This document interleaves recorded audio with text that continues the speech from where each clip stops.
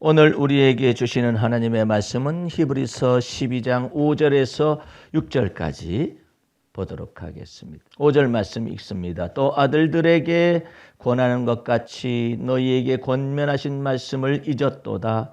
일러스되 내 아들아 주의 징계하심을 경히 여기지 말며 그에게 꾸지람을 받을 때에 낙심하지 말라. 주께서 그 사랑하시는 자를 징계하시고 그의 받으시는 아들마다 채찍질 하심이니라 하였으니. 할렐루야. 오늘 하나님의 말씀은 히브리서 12장 5절에서 6절 사이에 있는 말씀 속에서 주의 징계와 채찍이라는 말씀의 첫 번째 시간을 여러분과 더불어서 하나님의 말씀 속에서 은혜를 받도록 하겠습니다. 12장 1절서부터 5절 6절까지는 계속해서 연장선상에 있는 말씀입니다. 다시 간략간략하게 보게 되면 이러므로 우리에게 구름같이 둘러싼 허다한 증인들이 있으니, 그렇죠? 이 구름같이 둘러싼 허다한 증인들이라는 것은 믿음의 증인들을 의미하는 것입니다. 믿음의 비밀을 가지고 믿음을 따라서 주와 더불어 동행한 사람들의 그 증거들이 있는데 그것을 얻게 되려면은 무거운 것과 얽매기 쉬운 죄를 벗어버리는 걸 연습을 먼저 하셔야 한다. 여러분들 속에 예수 피권세와 능력을 핏부림을 받아서 죄사함의 은총을 받고 또 의롭다 칭하심의 은혜를 받으며 하나님의 자녀가 되는 권세까지 주셨거든요. 그걸 증거하기 위해서 여러분과 내 마음속에 그리스도 안에서 성령을 내주하게 하신 것입니다. 여러분이 살다가 죄가 발생하면 성령께서는 우리 마음속에 이처럼 말씀하십니다. 예수의 피 흘리심을 기억하라. 그러면서 뭐 하시는 얘기가 그 다음에 있어요. 예수의 피 흘리심은 기억하는데 그 다음 것을 안 해요. 그 다음 것이 중요한 것이거든요. 예수의 피 흘리심이 있은즉, 예수의 피 흘리심이 있은즉 자백하거라. 그 부분이 안 되는 거예요. 많은 성도들이 이 부분이 안 돼가지고 신앙생활에 이게 성장이 없어요.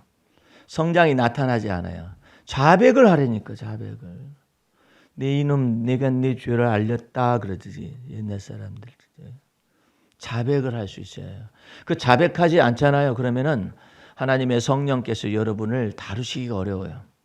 자백하는 것이 있어야 해요. 주님께서 베드로를 처음 만나가지고 깊은 데로 가서 그물을 내리면은 밤새도록 네가 잡지 못한 고기들을 많이 잡게 될 것을 얘기하니까는 믿음으로 말씀을 믿음으로 그물을 내려서 많은 고기가 잡혔잖아요. 잡혔을 때 어라 내가 밤이 새도록 그물을 던졌는데 고기를 못 잡았는데 저 사람의 말은 어떻게 저와 같은 능력이 있을까? 그래서 베드로는 생각하기를 이분은 선생님 수준이 아니다. 이분은 선생님이 아니라 주님이시다. 주님이신데 그때 당시에는 선지자도 주님, 뭐 이렇게 왕도 주님, 뭐 이게 같은 내용으로 쓰였었어요. 그랬는데 베드로가 말하는 주님이라는 의미는 어떤 주님이냐면은 자기의 죄를 고백하였을 때 그 고백한 것의 죄를 사함 받을 수 있는 그 놀라운 그 주님이라는 사실을 이제 알게 된 거예요. 예. 그물을 내릴 때는 선생님이여 그랬거든요. 내가 그물을 내릴 때는 선생님이여 내가 밤이 맞도록 수고하여도 고기를 얻을 수가 없었는데 이제 선생님의 말씀에 의지하여 그물을 내리겠습니다까지 했어요. 그게 예언자로서 알아들을 수도 있죠. 선생님이라고 했으니까.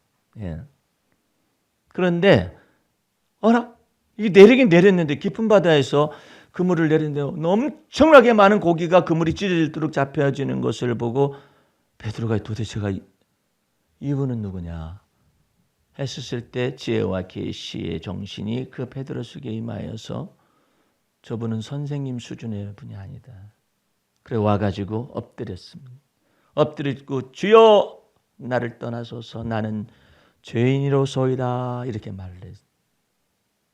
그 고백 나는 죄인입니다라고 고백을 해야 그 다음 단계가 나타나는 거예요. 여러분 속에서 왜 나는 이와 같은 믿음의 말씀, 믿음의 비밀에 속한 말씀, 그리스도의 말씀을 이렇게 듣고 십자가의 도의 말씀을 계속 들음에도 불구하고 나는 왜 성장이 없습니까? 죄를 자백을 안 해서 그래요. 고백을 안 해서 그래요. 주 예수 그리스도의 피권세와 능력은 이미 다 죄사함의 은총을 위하여서 열려져 있어요. 다. 언제든지 뭐 하면, 만일 우리가 죄를 범하면 하나님은 미쁘시고 의로우사, 만일 그 죄를 범한 그 죄를 자백하면 하나님은 미쁘시고 의로우사 우리의 죄를 깨끗하게 하실 것이라고, 예수의 피로 깨끗하게 하실 것이라고 말씀하시잖아요. 고백이 안 되네. 고백이 안 되니까 성장이 안 돼요. 왜 성장이 안 되느냐? 고백하지 않게 되면 예수의 피권세와 능력이 이 정한 마음을 창조하고 정직한 영을 만들어내서 계속해서 나를 만드실 수가 있는 거예요. 왜 고백을 하지 않잖아요? 10년 가봐요. 그냥 그대로예요. 나는 제자 훈련을 거의 20여 년 가까이 한 것 같아요. 그 가운데서 괄목할 만한 그 성장을 나타내기도 하고 신앙이 성장한 사람들의 케이스들이 몇 사람들 있죠. 있어요. 근데 그 사람들의 특징은 뭐냐면 주님께서 이렇게 어떻게 하냐면 주님께서 이게 터치라고 그래요. 주님이 내 안에 거하신 주님이 나를 드디어 터치하기 시작을 하는 거예요. 그랬을 때 그 터치의 방법들은 여러 가지가 있어요. 그 중에 한 가지가 뭐냐면 단련하고 훈련하는 내용이거든요. 단련하고 훈련한 내용을 오늘 본문 말씀에서는 뭐라고 표현했냐면 사랑하는 자녀들이여 이렇게 말하면서 주의 징계를 경히 여기지 말아라 그래. 그 다음에 또 주의 징계뿐만 아니라 주의 채찍을 받을 때 낙심하지 말아라 그래. 왜냐하면 6절 말씀에 주께서 그 사랑하시는 자를 징계하시고 그래. 주께서 그 사랑하시는 자를 어떻게 징계하느냐면요, 정확하게 주목하여서 징계를 해요. 너는 이제 다른 사람들, 다른 예수 믿는 사람들, 다른 떡 먹고 배부른 사람들, 표적 보고 믿는 신앙생활하는 사람들, 그리고 또한 긍정적인 마인드와 같은 세상 철학이나 가치관이나 아니면 성공 철학이나 성공 신학이나 이와 같은 거 가지고 기복 신앙에 머물러 있거나 아니면 응석바지 신앙이 돼 가지고 그냥 깡을 부리고 그냥 안 주시면 나 죽어버릴게요 하는 그와 같은 그 어린아이 쪽의 그와 같은 신앙생활의 양태에서 이제 너는 구별되어야 한다. 그 구별되어야 한다는 뜻이 뭐냐면 거룩이라고 그래요. 아니 그러면은 주님께서 우리를 예수 믿고 죄 거룩함을 우리에게 주시고 의롭다함을 주시고 죄사함을 주셨은 그 거룩함 구별 말고 또 있습니까? 또 있어요. 어떤 것이냐? 누구든지 나를 따라오려거든 자기 십자가를 짊어지고 자기를 부인하고 자기 십자가를 짊어지고 나를 쫓을 것이니라 말씀하심으로 말미암아서 두 번째 내적인 부르심이 있어요. 내적인 부르심. 너 거기에서 머무를 수 있는 사람이 아니다. 어떤 사람은 징계와 채찍이 너무나 커가지고 아예 그냥 세상 등지고 십자가 보내 하는 사람들도 있어요. 어떤 사람은요, 그냥 일반적으로 저거 하라고 그래요. 가수가 됐다 그러면은 일반적인 뭐 가요라든지 이런 거 불러가지고 아니면은 민요를 부른다든지 아니면은 여러 가지 일반적인 노래들을 부르게 하는 것까지도 거기서도 하나님이 영광을 받으셔요. 그 다음에 찬송가 부를 때 영광을 받으셔요. 그런데 어떤 사람의 경우에는 딱 정합니다. 너 그만해 이제. 세속적인 노래 그만해. 딱 정해요. 하나님께서. 때가 그 사람은 그 내적인 부르심이 또 있는 거예요. 내가 알고 있는 그 성악가인 분은 이동범 교수라고 지금은 소천했어요. 나는 이 사람 찬송을 들으면은요, 어딘가 모르게 달라요. 예를 들어서 가요계에 있어서도 조용필이라는 가수가 나와가지고 엄청난 반향을 불러일으켰어요.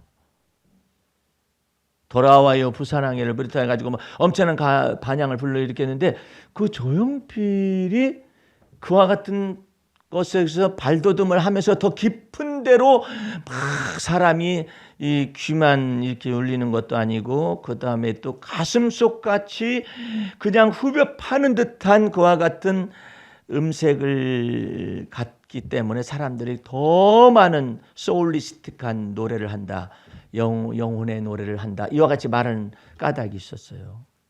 그것은 조용필이라는 사람이 자기가 입술로서 노래하는 것과 두성이라든지 뭐 이런 것을 가지고 노래하는 이 모든 것 가지고도 가수는 할 수 있다라고 생각을 했는데, 목말랐어요. 자기 자신은 영혼의 노래를 할 수가 없을까? 그 영혼의 노래를 할 수가 없을까 생각한 건데, 그 깊은 데가 무엇일까 하니까는 한국인의 가슴을 딱 치게 되면은 머리 구조를 치는 것보다는 더 깊은 노래를 할 수가 있다라는 것을 한국의 이제 전통적인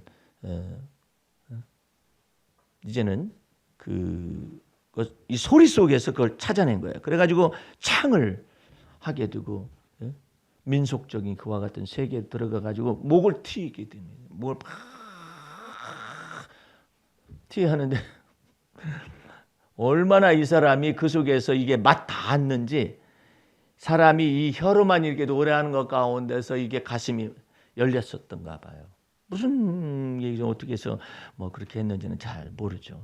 근데 이게 열렸던가 봐요. 열리니까 입에서 노래하는 것에서 이제는 가슴을 열고서 소울리스틱이라고 그래요. 스피리추얼한 것은 아니에요. 영적인 것은 아닌데 소울리스틱이에요. 예.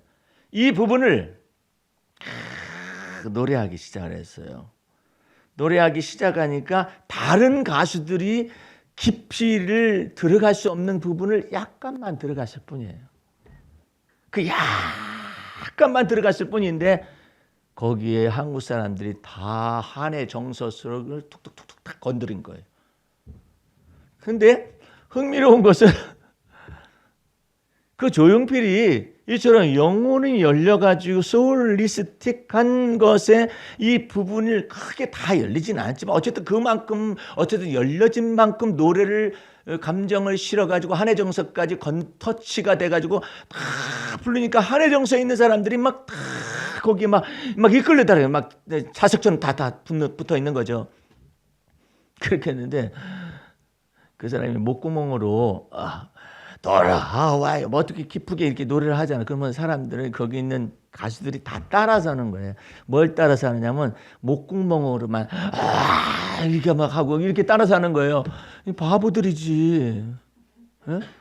아무리 그렇게 막 따라하는 사람들이 몇 사람들이 많았어요.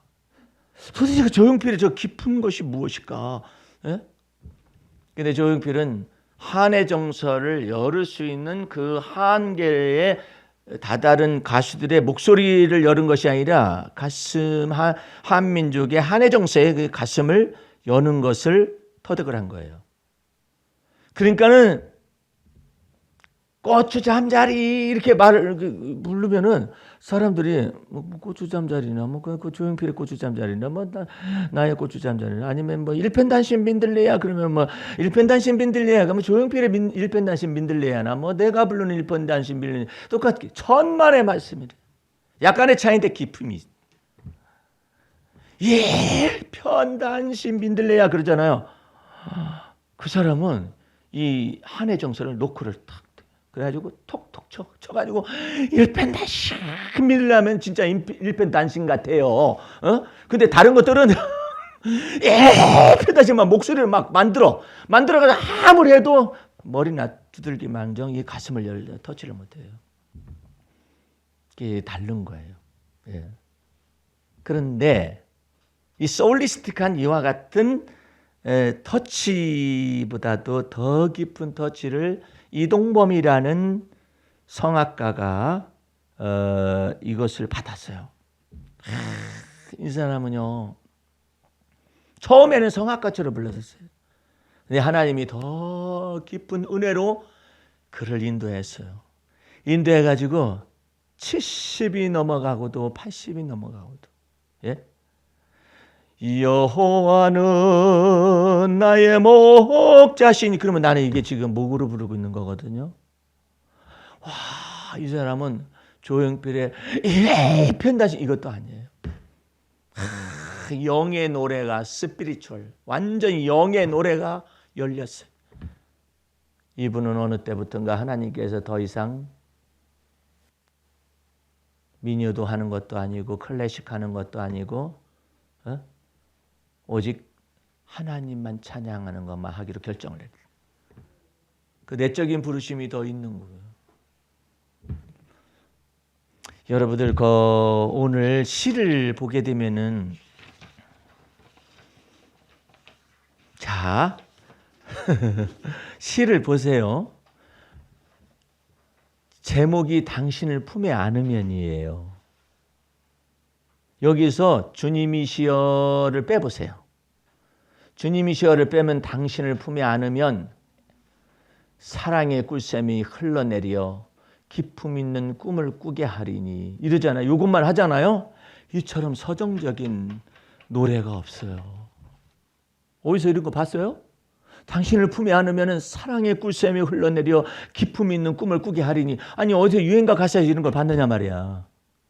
근데 이 소울리스틱한 거예요. 근데 주님께서 나보고 뭐라고 했느냐면은, 너 저기 그 일본에 건너가, 네 작품 일본에 건너가게 되면 일본 사람들의 가슴을 후벼 파버릴 것이다. 그래서 너 돈 많이 벌 거다. 왜냐면 이런 걸 좋아해요. 일본에 있는 여자들이 이런 저것을, 그래가지고 배용준의 뭐 겨울연가니 뭔지 우리가 생각할 때는 뭐 별로라고 생각하는데, 그것이 그냥 현해탄을 건너가가지고 그냥 일본 열도의 여자들을 다 울려버렸.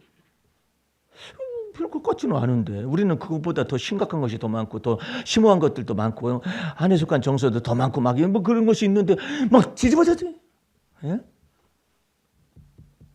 근데 어느 날 주님께서 내게 말씀하셨어요. 너는 다른 사람 모르는데 너는 이와 같은 연가를 주님을 노래하는 데 써라 말씀하셨어요. 내가 주님이시여라는 거 붙이는 바람에 이 돈을 못 벌어요. 근데 나는 그것을 성령께서 내게 말씀하시면서 기꺼이 받아들였어요. 예. 그걸 기꺼이 받아들였어요. 그걸 기꺼이 받아들여서 굴복했어요. 왜 굴복했느냐? 주님의 징계와 채찍 때문에 그래요.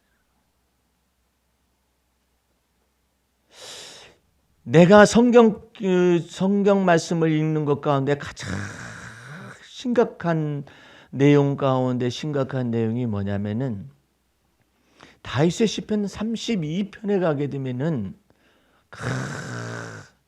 죄악을 두 가지를 해요. 첫 번째는 은밀한 죄를 내게서 없애달라고 기도를 해요. 은밀한 죄. 예? 두 번째로는 고범죄를 얘기해요. 고범죄. 다윗은 굉장히 뛰어난 사람이었었어요. 굉장히 뛰어난 사람이었었기 때문에 하나님께서 주의 지팡이와 막대로 쳐버렸어요. 다윗을. 뭐 때문에? 스스로 고범죄, 즉 presumptuous sin이라고 말하는데, 이게 뭐냐면 우쭐하는 죄악이에요. 너무 뛰어나서 우쭐해, 까불어. 이 우쭐하는 죄악, 이것 때문에 평생을 연단을 받되, 수십 년간 연단을 받되, 주의 지팡이와 막대기가 나를 안위라는 말이 좋기야 좋지. 그런데 만약에 왜 안위라는 언어를 계시를 받아서 썼느냐? 만약에 사망의 음침한 골짜기를 지나가는데, 예? 주의 지팡이와 막대기가 아니면 죽어. 왜? 그만큼 사울왕이 귀신 들려가지고 미쳐가지고 자기의 모든 군사력을 다 동원하고 그래가지고 곳곳에 매복을 해요. 다윗을 죽이려고. 그러니까 주의 지팡이와 막대기가 나를 안위하신다라고 하면 왜 표현이 그러냐. 주의 지팡이가 나를 때리시고 주의 막대기가 나를 때리셔가지고 어쩌고저쩌고 그렇게 왜 안 하고 왜 주의 지팡이와 막대기가 나를 안위하신다라고 표현하느냐 이 말이에요. 사망의 음침한 골짜기는 너무나 좁아 떠져가지고 매복하고 있어요. 이 주의 지팡이와 막대기가 아니면 죽어 다윗도. 엄청난 얘기예요. 그럼 왜 주의 지팡이와 막대기가 있느냐? 다윗의 내적으로 우쭐하는 죄악이 나오면은 까불다가는 여지없이 사망의 음침한 골짜기에서 짐승과 같은 사울왕과 이 사울왕의 군대들에게 죽이라고 했거든. 그래서 무서운 거예요. 그래서 하나님께서 다윗에게 주여 은밀한 죄악을 내게 멀리 하시고 이 고범죄를 짓지 말게 하사. 고범죄 지어가지고 조금만 한 걸음 가면 죽어. 근데 그 고범죄가 다스려지지가 않아요. 이게 자기가 똑똑한 것이 나와가지고. 이러니까 주님께서 어쩔 수 없다. 주의 막대기로 때리시고 그 다음에 지팡이로 가지 말아라. 너 가지 말아라. 너 거기 한 발만 더 가면 너 죽는다. 그래서 다윗은 그것을 어떻게 표현했냐면 얼마나 주의 지팡이와 주의 막대기에 관하여서 하나님의 은혜에 감사했던지 그것을 주의 지팡이와 막대기를 하나님이 날 미워가지고 날 때리시고 왜 나만 때린대? 이렇게 해석한 게 아니에요. 첫 번째는 나는 너를 구별한다. 나는 너를 구별한다. 어떻게 구별하느냐? 믿음의 조상 아브라함과 이삭과 야곱 속에서 네가 조상의 하나님 그렇게 부른 것이 아니라 여호와 하나님은 나의 하나님이시라고 네가 말했으니까 내가 너를 친히 구별한다. 내가 너를 사망의 음침한 골짜기에서 구별하고 한 발짝만 가면 죽는데 그때마다 주의 지팡이와 막대기가 너를 안위하는 것으로 받아들이면 내가 너를 살리지. 내가 너를 양을 따르던 데서 이스라엘의 주권자로 삼을 것이다. 이 약속을 지키겠다라는 거예요.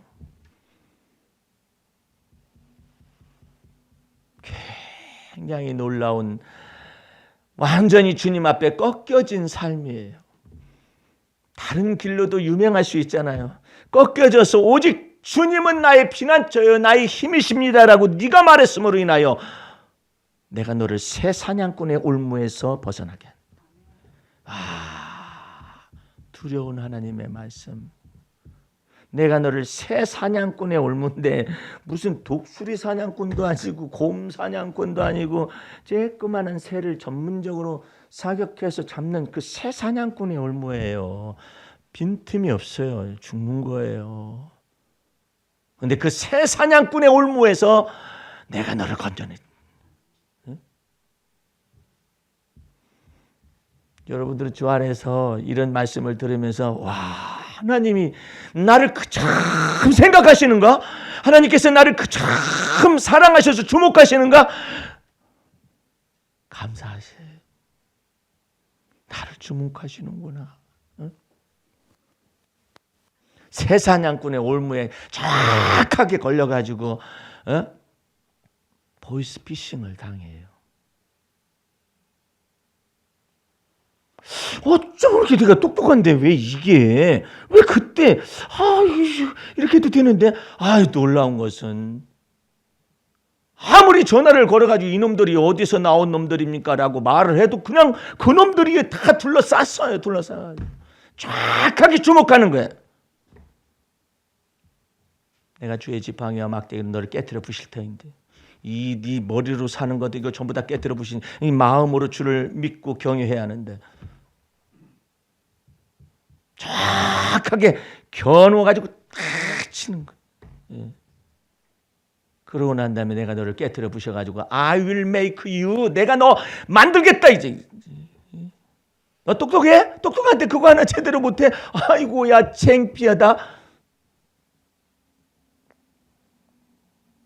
이제부터 내가 너를 만들겠다. 그런데 너가 아직 네가 죄인인 걸 몰라? 아니면 네가 아직도 연약한 걸 몰라? 아직도 네가 미련한 걸 시인을 않는 거야? 그럼 못 가르치지.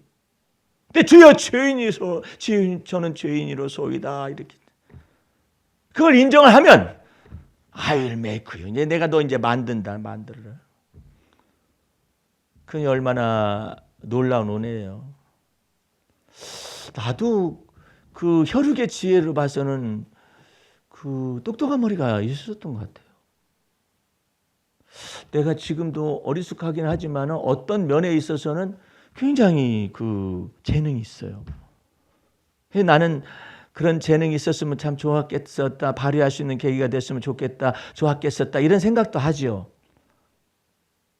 근데 주님께서 내 머리를 쓰시고 내 가슴을 쓰셔야만 해요. 근데 특별히 이게 가슴도 그렇지만 이 머리가 문제됐던 거리라. 하나님의 코드에 안 맞아요. 하나님의 코드에 안 맞는 것이 뭐냐? 고범죄라는 거예요. 우쭐하는 죄악이에요. 나는 안 하고 싶은데 나오는 걸 어떻게 해? 나는 안 하고 싶은데 선입견이 탁 가는 걸 어떻게 해? 나는 안 하고 싶은데 의심이 탁 들고 이래. 나는 안 하고 싶은데 내 속에서 불신앙이 팍 떠져. 이 도대체 이게 웬일이냐 이거. 그래가지고 실질적으로 너를 조종하는 것이 네가 그렇게 우쭐한 마음이 쏙 나오고 아니면 불신앙이 쏙 나오고 뭐 믿었다 안 믿었다 변덕이 죽을 듯하고 이런 것들 가운데 네가 그러는 것 같이 사실은 너를 요동케 하는 세력이 있는데 그게 무엇인가를 현실적으로 드러냈는데 그것이 여기 뒤에 이게 납덩이처럼 여기 붙어 있어가지고 여기서 씨부름거리죠. 여기서 총농지를 해요. 여기서 우쭐하게 해요.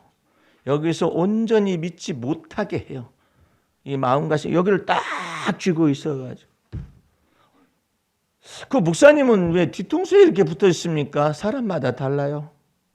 어떤 사람은 뒤통수에 붙어 있기도 하고 세력이 어떤 사람은 앞통수에 붙어 있기도 하고 어떤 사람은 사람마다 다 달라요. 그런데 나는 뒤통수에 붙어 있어가지고 하나님의 성령의 음성이 흘러나오는 곳을 탁 쥐어잡고서 세력이 말이야 나를 갖다 힘들게 하고 막 이와 같은 과정 속에 있었었죠. 그러니까 우쭐한 생각이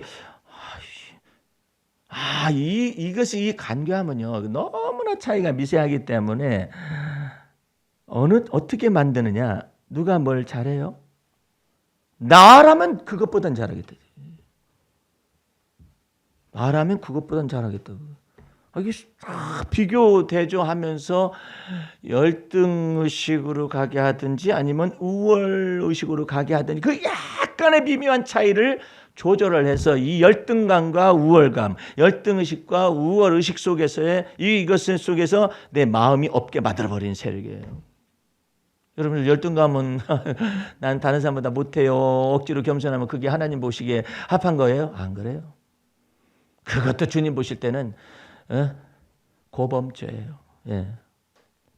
그 속에는 난 못해요. 나는 못해요 하면서 나 좀 알아줘라는 것이 같이 있을 수가 있거든. 뒤집어 보면 혹시라는 것은 뭐 말할 것도 없겠지만은 그래가지고 내가 너무나 힘들었어요. 이놈의 이 귀신이 내가 우쭐한 것까지 죄악 겸손하잖아요. 그러면 열등감으로 빠져버려요. 내가 열등감 이거 있으면 이거 가지고 안 된다 그러면 또 우쭐한 데로 가. 이러니 도대체가 내가 이게 도대체가 이놈 것이 무엇이 내 머릿속에서 이것을 조작을 하느냐 이 말이에요. 그래서 여기 붙어있는 이 세력이 너무나 나를 고통스럽게. 그러다 어느 날은 세월이 흘렀어요. 매일매일 주 앞에서 그냥 열등감에 빠져가지고 우울해지는 것도 주님께서 그것도 주님 보시기에 합당하지 않다. 우쭐한 것도 그것도 합당하지 않다. 비교의식 속에 있어가지고 내가 그냥 믿음이 자라지 못하고 영적으로 성장하지 못하는 그런 과정 속에서 하루 그냥 우쭐한 거 나오면 우쭐한 걸 회개하고 열등의식이 나오면 또 열등의식도 나 그것도 회개하고 질투가 나오면 질투. 주여 나 질투 있어요. 어떤 사람 질투가 없다고 그러더라고. 글쎄요. 남의 일 보면 질 수가 없죠. 자기 자신에게 겪어보세요. 속에서 확 나와 쑤시듯이 올라와 버리는데. 예? 그러던 어느 날 내가 새벽에 겨울에 차 운전하다가 부딪혔잖아요. 혼자서 새벽에 차를 몰고 오다가 기도하러 갔다 오다가 전봇대에 꽉 부딪히는 사건이 벌어졌어요. 그래 내 정신을 잃었잖아요. 내가 깨보니까 이 레카차가 나를 데리고 나와가지고 그 레카차 있는 거기다 갖다 놓고 나보고 이름은 무엇이며 어디서 사냐 이렇게 묻는데 답변할 수가 없었어요. 근거가 있어야 나올 거 아니에요. 넌 누구냐? 그러면은 금방 머리가 회전이 돼가지고 나는 누구 이게 나온단 말이에요. 어디 사냐? 그러면 여기서 싹 돌아가가지고 어디서 사냐? 어디 사냐? 그랬더니 좀 생각 좀 해보고요. 이렇게 하면 곤란한 거예요. 이게 치매가 왔더니 뭐가 됐든 이게 문제가 여기 생기잖아요. 그런데 머릿속에서 너 어딨냐? 그러면 불러오기가 금방 되잖아요. 너 이름이 뭐지? 그러면 불러오기가 금방 되지. 잠깐만요. 나 기다렸다가 한번 생각 좀 해보고 그러면 이게 문제가 있잖아요. 당신은 누구십니까? 어디 사십니까? 내 앞에 레카차 사장이 나한테 묻는 거예요. 모르겠다고. 이름은 뭔데요? 모르겠다고. 참 미안한 분도 다 있네. 아무래도 머리에 추운 게 커가지고 그러니까 시간 좀 걸릴 것 같으네. 그 따뜻한 거기에 앉아있으라고 하는데 지금 현재의 대화는 돼요. 근데 불러오기가 안 되는 거야. 이 리마인드가 돼가지고 아니면 불러오기가 돼야 당신 누굽니까? 그러면 이렇게 된 문제가 있잖아요. 두뇌에 뭐가. 근데 내가 누군가를 내가 모르는 거야. 자기 자아에 대한 인식 자체가 정보가 다 어디론가 갔든지 아니면 멈췄든지 그러는 거예요. 제가 지금 시간을 내가 누굴까 노력을 해보는 거예요. 내가 누굴까 나 이름은 뭘까 이런 상황이 어떻게 이런 상황이 전개되겠어요. 그래서 내가 예를 들어서 목사님 그때 당시에 하나님도 안 떠올라요. 하나님이건 뭐건 간에 자아인식 개념 자체가 없어요. 내가 누군지를 단지 그 사람이 얘기하는 것에 대해서 얘기할 수는 있어요. 그런데 그 사람이 내게 묻는 것에 대해서 전부 다 이 유추하는 능력이라는 뭐 리마인드하는 능력이라는 블로그 이런 것들이 안 되는 거예요. 다 멈춘 거예요. 몇 시간이 지나가는데 내가 누굴까? 에이, 내가 누구? 나는 어디 사냐? 나는 누굴까? 이렇게 해가지고 한참을 있는데 와 놀라운 일이 벌어요. 내 머릿속에 깜깜한 것 속에서요 이만한 점이 내 머리를 점점 가까이 오는데 그게 우리에게 지혜와 총명을 주는 빛이었습니다. 빛이 머릿속에서 오니까는 그 빛이 내 속에서 오게 되니까는 내 두뇌가 이제는 일어나는 거예요. 연계가 되고 조합이 되고 이런 것들이 돼서 내가 누군가를 이제는 내가 어디 산다. 어디 사는데 거기는 가로등이 있고 거기는 2층 집이 있고 거기는 길가에 집이어서 그것이 서서 오더니 우리 아버지가 보이고 또 우리 집사람도 보이고 이게 다 보이더니 그 다음에 나는 나로구나. 그것이 해가지고 이제 어떻게 아시겠습니까? 했더니 네 알겠습니다. 해가지고 진술을 다 하고 나서 내가 일어서서 나올 때쯤 성령께서 마지막 말을 내 영혼 속에 깊숙이 건넸어요. 한 방이면 인생 끝난다.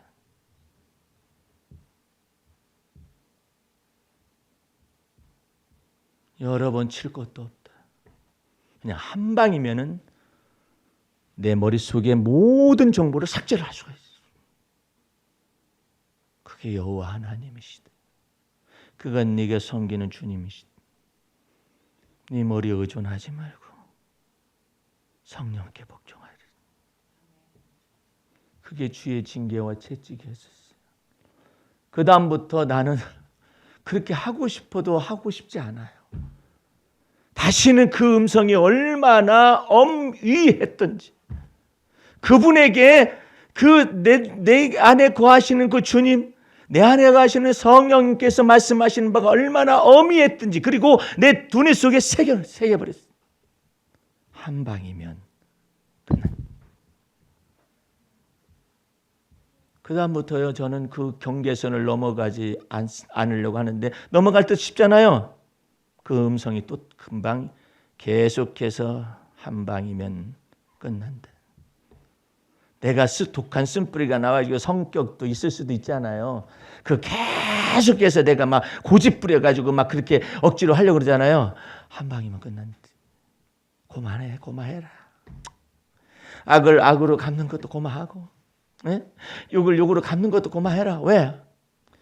인생 한 방이면 끝나는데 뭘 그렇게 네가 하려고 그래? 그럼 어떻게 하면 좋습니까? 다윗처럼 하거라. 여호와여, 나와 다투는 자와 주여 다투어 주시고, 나와 싸우는 자여 주여 싸워 주실 분은 주님이십니다. 그러면 내가 일어서마. 근데 네가 머리가 아직도 고범죄가 정리가 되지 않게 되면은 나는 너한테 놀라운 일을 붙이는 거예요.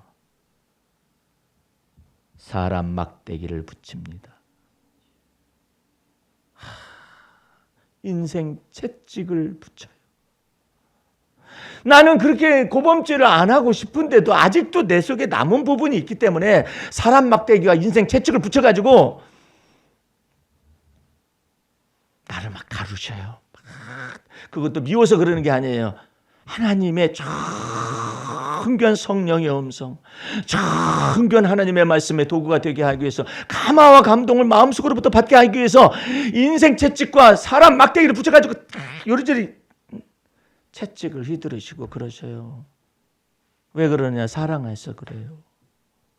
어떻게 해서 사랑해? 하나님께서 왜 나만 이렇게 그냥 주목하고, 왜 나만 하면서 뭐 어떻게 사랑한 것입니까? 네가 다른 사람하고 구별되게 하기 위한 것.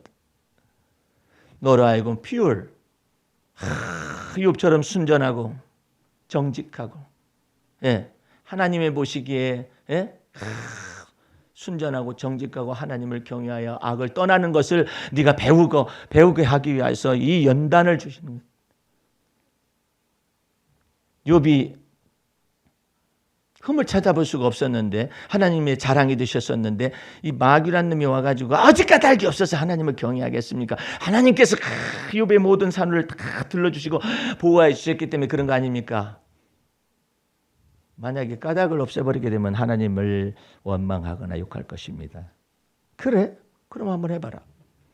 해가지고 욥의 모든 소유뿐만 아니라 10 자녀들까지 한꺼번에 다 죽음에 이르렀잖아요. 그랬을 때 욥이 무슨 말이 나올까? 하나님께서도 천군 천사와 마귀도 지켜보는 거 아니에요. 그런데 놀라운 얘기를 합니다. 주신 자도 여호와 하나님이시며 취하신 자도 여호와 하나님이시오니 하나님께서 영광을 받으십니다. 네? 찬송을 받으십니다. 얼마나 놀라웠네. 아이고, 가죽 바꾼다고 하니까요, 몸 한번 쳐보시죠. 몸을 쳐버리면 뭐 하나님을 욕할 것입니다. 그러면 한번 네가 계획한 대로 몸을 쳐봐라. 정수리로부터 발끝까지 쳤어. 한꺼번에 치는 권세를 주었었던 이 마귀의 권세가 얼마나 높은지, 막 머리 끝부터 이가 전체가 다 막아. 악한 종기가 나질 않는가, 피고름이 나지를 않는가, 막 그냥 고름에다가 이런 것이 나오니까 가려워서 긁으면 그냥 기왓장 가지고 막, 아니 도구가 없었나 어떻게 기왓장 가지고 긁고 앉아 있어요? 얼마나 가려웠으면 기왓장 가지고 긁고 앉아 있겠어요? 그러다가 또무나 아프니까 채 쏙 들어가 가지고 얼굴만 이렇게 긁고 앉아. 욥의 아내가 차라리 하나님 욕하고 죽어버리시오. 그러니까 욥에게서 나오는 말이 그렇습니다. 내가 하나님께 복을 받았은즉 재앙도 받지 아니하리요. 그랬는데 사람인지라 이제 막 캐묻기 시작을 합니다. 하나님, 왜 나입니까? 왜 나를 갖다가 이렇게 주목해가지고 날 힘들게 하는 거예요? 하나님이 계시면, 나타나시면 내가 하나님께 변론하고 싶습니다. 그 변론하려고 하는 자세가 아직도 죽지 않은 것을 아직 몰라요. 그 부분은 잘 몰랐어요, 욥이. 예? 그래가지고 사람들을 보내가지고 몇 마디씩을 하죠. 하나님의 경책하심을 경외하지 가볍게 여기지 말아라, 그렇게 말을 하기도 하고, 어찌 여인에게서 난 자가 부정하지 않겠느냐. 하나님께서는 해와 달들도 명랑하지만은 그것도 부정하다 하거늘 하물며 티끌에서 살고 있는 인생이리야. 그런 말을 해줍니다. 그래도 그냥 내가 어떻게 살았는데 그런 생각이 나타나는 하나님께서 더 이상 대답을 안 하셔요. 내가 변론할 거야 해가지고 그냥 오른쪽에 계실 거다 분명히. 그래가지고 오른쪽에 갔더니 하나님은 왼쪽으로 돌이키시고, 왼쪽에 가서 내가 하나님과 변론할 거야 그랬더니 또 오른쪽으로 돌이키셔가지고 만날 수가 없네. 욥이 깨달았어요. 내가 왼쪽으로 가도 돌이키시고 오른쪽으로라도 돌이키셔서 만날 수가 없구나 하나님을. 그러므로 마음속에 깨달았어요. 오직 나의 가는 길은 하나님만이 아신다. 이게 얼마나 놀라운 얘기야. 오직 나의 가는 길은 하나님만이 아신다. 내가 못 찾아 하나님.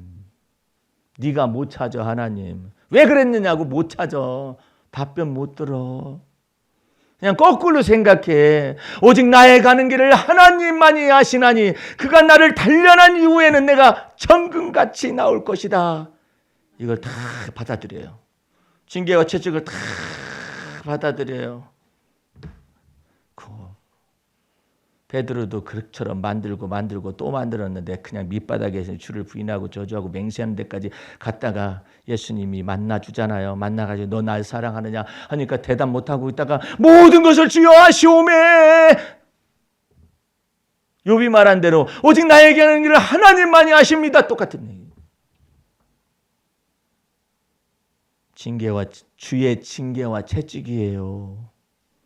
여러분을 죽이려고 그러는 것이 아니라 여러분을 큰 암덩이를 둬가지고 여러분을 힘들게 하거나 질병을 둬가지고 여러분을 힘들게 하거나 여러 가지 환난을 만나서 여러분을 힘들게 하려는 그런 것이 아니라 주님께서 이처럼 말씀하십니다. 예, 오늘 히브리서 12장 5절 말씀을 보시기 바랍니다. 또 아들들에게 권하는 것 같이 너희에게 권면하신 말씀을 잊었도다. 일러스되 내 아들아 주의 징계하심을 경히 여기지 말며 그에게 꾸지람을 받을 때 낙심하지 말아라. 주께서 그 사랑하시는 자를 징계하시고 그의 받으시는 아들마다 채찍질 하심이니라. 주의 놀라운 은혜 속으로 자꾸 들어가시기 바랍니다. 예?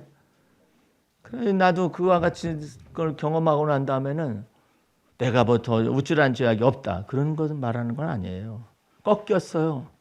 꺾여가지고 우쭐한 것이 나올 듯 하면 인생은 한방 끝난다는 것을 알기 때문에 그쪽에서 그냥 아이고 주여 잘못했나이다. 제가 생각이 굳었습니다. 용서해 주세요. 제가 너무나 성격을 잘못 썼죠. 용서해 주세요. 자백하고 고백하면 하나님은 미쁘시고사 우리를 모든 죄에서 예수 피로 말미암아 깨끗하게 하실 것이요. 자백을 해야 해요. 그래야 빨라. 성장이 빨라요. 그리고 주님께서 만드시기가 좋아요. 주야장체 기도 많이 하는 사람들 있죠. 주님은 그래요. 너 기도 너무 많이 하지 말고 자백해. 네가 기도해가지고 하늘 보좌를 움직이려고 하지 말고 차라리 이렇게 기도하라. 주여 내 영혼 속에 들어오셔서 나의 어두운 곳을 밝게 비춰주시고 나를 갖다가 조명하셔서 하나님이 나를 아는 것처럼 나도 내가 누군지 알게 해달라고. 그래야 내가 겸손할 거 아니냐고. 에? 근데 하나님은 나를 흔히 보고 계시는데 내가 나를 볼 수 없는 거예요. 그래서 교만한 거예요. 아이, 너희들이 다 나를 버릴 것이니라. 그랬더니 제자들은 그런 말씀 마세요. 베드로는 한술 더 떠가지고 다른 제자를 다 버려도요, 저는 안 버려요. 내가 나를 못 보잖아. 응? 시몬아, 시몬아, 너를 밀가부로 달고 사탄이가 내게 청구하였노라. 내가 너의 믿음 떨어지지 않기를 놓고 기도하였으니까 너는 돌이키고 난 다음 내 형제들을 굳세게 하거라. 이렇게 말을 했잖아요. 주여, 제가 주하다 버려서 감옥에 가는 것도 준비했고요. 죽는 데까지 따라가는 것도 준비했습니다. 네가 너를 몰라. 네가 너를 몰라. 그래가지고 주를 부인하고 그의 이름을 저주하고 맹세하기까지 하는 죄악으로 밑바닥 쳐고 난 다음에야 그놈이나 의인은 없나니 하나도 없는 그 밑바닥을 자기 속에서 경험한 거. 아, 나는 이런 인간이었구나. 에? 죽어 마땅하다고? 어떻게 해서 죽어 마땅한데 알 길이 없어요. 근데 이거 겪고 나니까 죽어 마땅해 자기가. 에? 그래서 여러분과 내가 주 안에서 주의 징계와 채찍이 있으면은 그 주의 징계잖아요. 주의 채찍이잖아요. 그래서 좋은 거예요. 예를 들어서 아이고 인생 살다 보면 이런 일 겪고 저런 일도 겪고 저런 일도 겪고 이런 일도 겪는다고 생각하잖아요. 사람 생각으로. 그럼 주의 징계하고 상관이 없어요. 그런데 그게 아니라 이제는 내가 사는 것이 아니라 그리스도가 내 안에 사시기 때문에 주님이 주님 보시기에 거슬리는 언어, 주님 보시기에 거슬리는 마음 중심, 주님 보시기에 너 왜 자백을 하냐? 자백을 해야 할 게 아니야. 기도는 많이 하는데 기도 많이 하는 것이 문제가 아니라 자백을 하라니까. 그래야 내가 너를 I'll make you, 내가 너를 만들 거 아니냐. 시인을 하지 않는데 어떻게 만들어?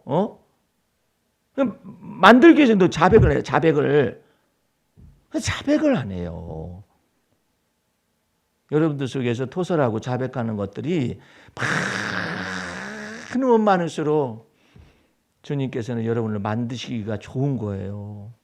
근데 빳빳해가지고 주여 제가 금식 40일 금식 19번 할 건 했습니다. 어라?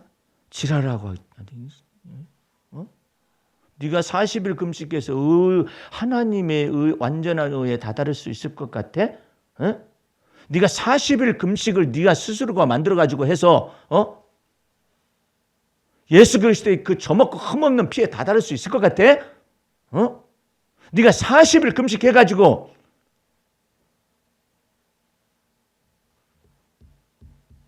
너의 의로움을 증명할 수 있을 것 같으냐 이 말이에요. 왜 네가 그렇게 하려고 그래? 네가 혈기를 능히 죽일 수 있을 것 같아? 참 그 목사님은 참 희한하신 분이야. 그래 혈기가 죽습니까? 왜 금식 기도했는데 혈기 죽이니라 했습니다. 그래서 혈기가 죽습니까? 예, 죽습니다. 내가 그 다음 말을 해줬어요. 배고플 동안만 죽었겠지. 40일 금식하고 난 다음에. 건강 다 찾고 난 다음에 또 나오죠. 또 나왔습니다. 그래서 또 19번까지 했습니다. 그래서 죽었어요? 안 죽는데요. 근데 왜 그렇게 해요? 주의 피로 말미암아서 내 안에 정한 마음을 창조하시고 정직한 영을 새롭게 하시는 것이지 어떻게 지가 40일 금식 기도를 여러 번 해가지고 저를 정결케 하려고 깨끗하게 하려고 완벽하게 하려고 그러느냐 말이에요. 그것을 보고 자의적인 숭배라고 그러는 거예요. 지 멋대로 하고 앉아있는 거예요. 주님은 지금 너 지금 굶고 살 때가 아니라 날마다 죽을 때다 그러면 날마다 죽으면 될 거 아니야. 계속해서 해요. 혼자 해요. 막 혼자 해. 에? 믿음의 주요 온전케 하신 예수 바라보려니까 근데 그게 뭔데요? 나는 날마다 그리스도 안에서 죽노라라니까. 그렇게 해가지고 어느 세월에 죽겠어. 이것이 고범죄가 속에 있어가지고 어느 세월에 죽냐고? 날마다 죽어야 그리스도께서 날마다 내게 임재하시고 그리스도께서 날마다 내셔서 하나님의 성품을 창조하시고 죽고 창조하시고 죽고 창조하시고 이러는 것이지. 그래가지고 만들어지는 것이지. 단번에 죽고 난 다음에 그러면 네가 뭘 자랑하겠느냐? 40일 금식을 자랑하지. 그리고 유감스러운 것은 여러분은 그렇게 40일 금식해가지고 나름대로 성질 죽이고 나름대로 뭐 깨끗함을 받았는지 뭐 이렇게 사는 목사님 만나잖아요. 말씀 사역자 만나잖아요. 다 해야 해. 똑같아. 40일 금식해. 40일 금식이 아예 그냥 우상이야, 우상. 여러분들은 주 안에서 쉽고 가벼운 멍에를 주님이 주시잖아요. 내가 주는 게 아니에요. 여러분들 여기 박 목사님 잘 만나가지고 쉽고 가벼운 멍에 금식도 안 시키고 뭣도 안 시키고 뭣도 안 시키고 뭐 그러니까 좋다.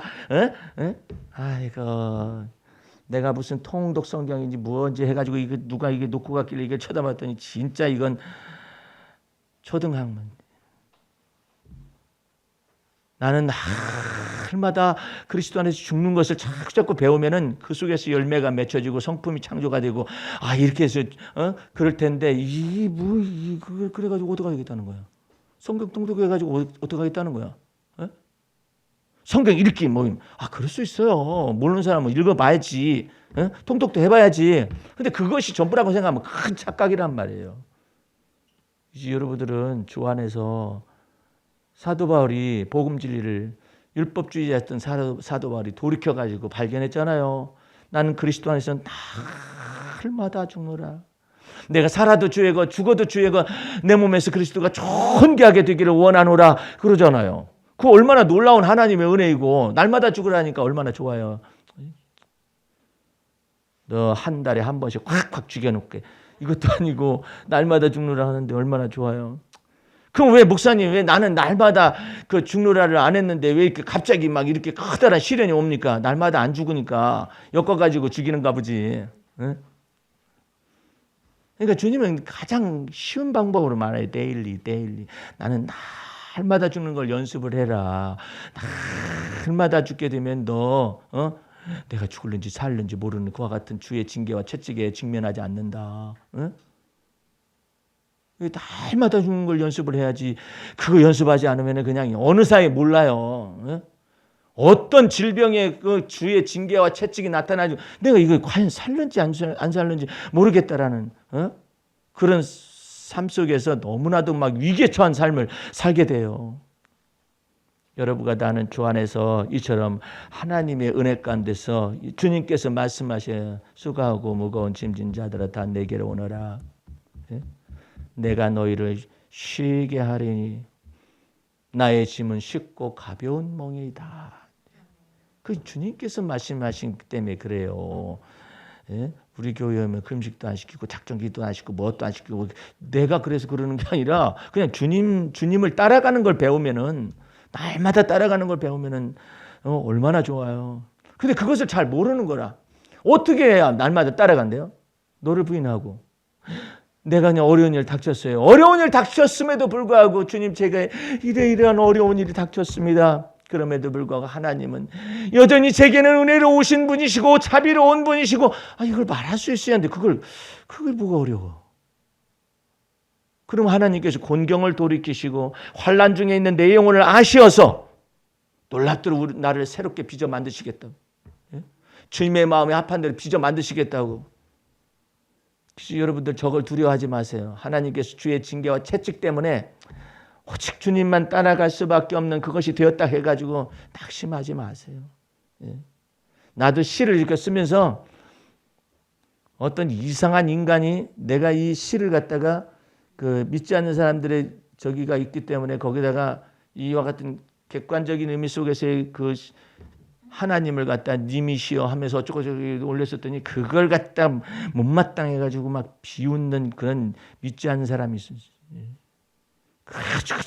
왜 일반적인 저기에 기독교 종교시를 올렸느냐 이거예요. 내가 언제 거기다 하나님 자가 있냐?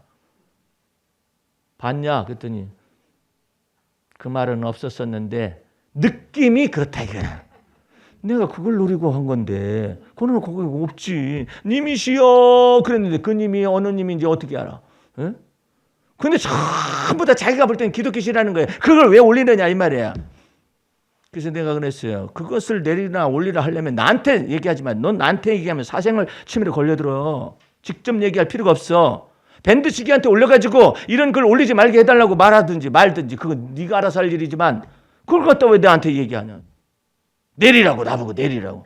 네가 뭔데 나보고 내리라고 그래. 건방지기 싫이. 주제넘기 싫이. 그걸 얘기하려면은 내가 탁탁탁 부러지게 다 답변을 했어요. 그걸 내리라 하려면은 그 밴드 지기한테 임원회한테 올려가지고 이런 시를 올리지 않았으면 좋겠습니다라고 말을 한다지. 그래가지고 그 임원회에서 날 내리게 하라고 통보를 하는 거다. 근데 왜 네가 나한테 직접 하냐? 죽을래 내가. 응? 어디서 까불고 앉아 있어. 목사님이 돼가지고 말이야 그렇게 했다고 말해. 종교시를 갖다 올려놨다고. 목사님이 되고 그거가 무슨 상관이 있어?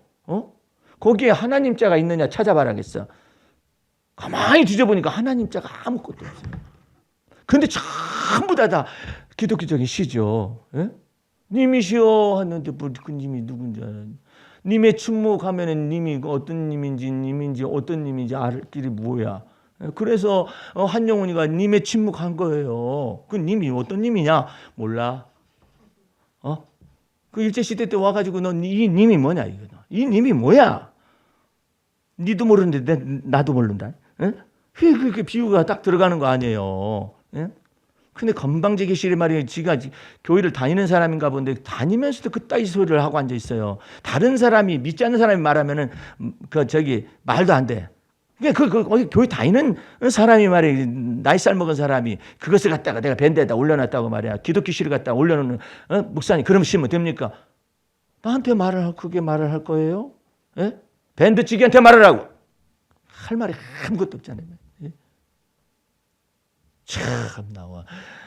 여러분들 그 믿지 않는 사람들 이 테니스 나는 일반 회원들 있는데 거기 한 200명 있는데 있잖아요. 그러니까 거기다 시를 탁 올렸더니 많은 사람들이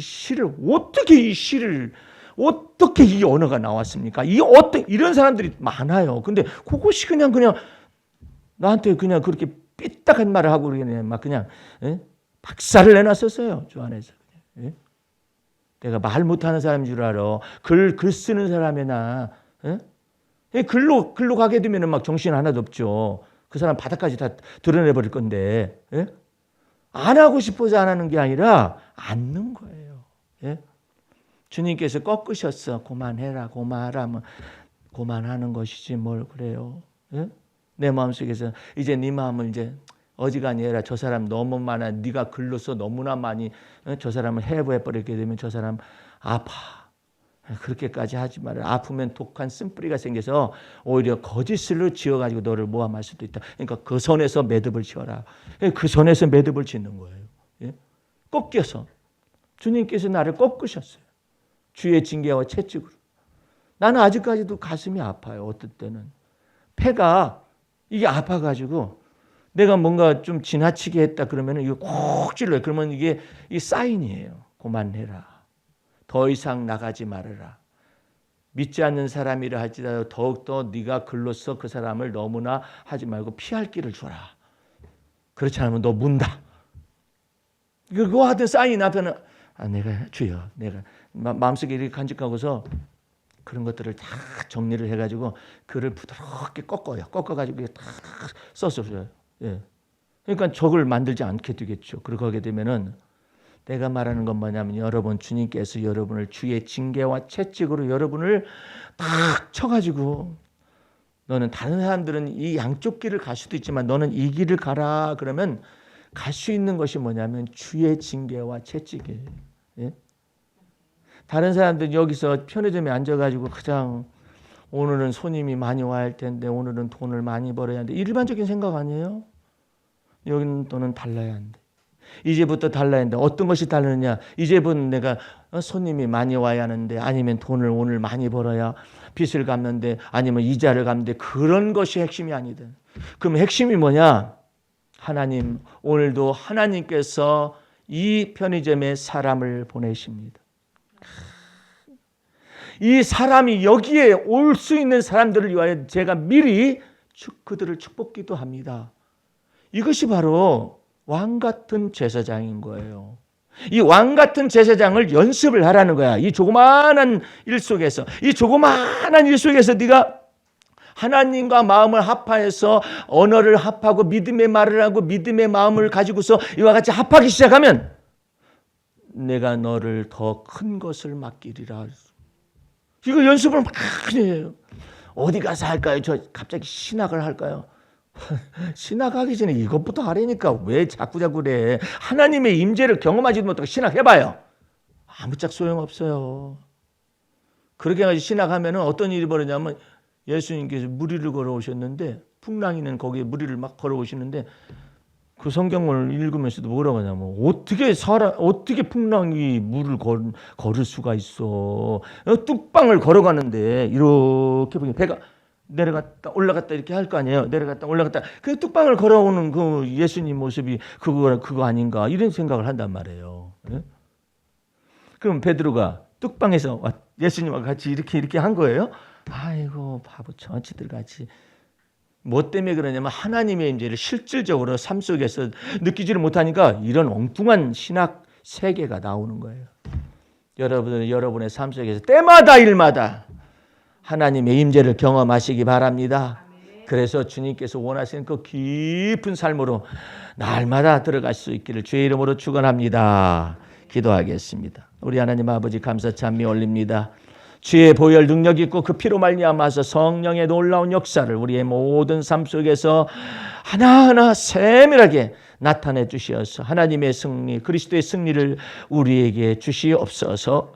예수님 이름으로 기도하였습니다. 아멘.